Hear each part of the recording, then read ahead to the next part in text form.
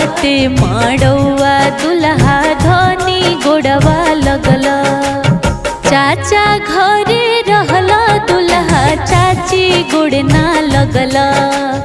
चाचा घरे रहला दुल्हा चाची गोड़ ना लगल।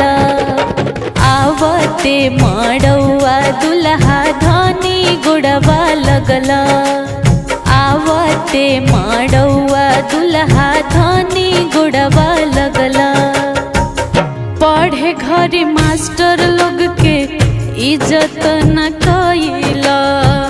कावन करन ये दुल्हा मेहर गोड़वा धइला।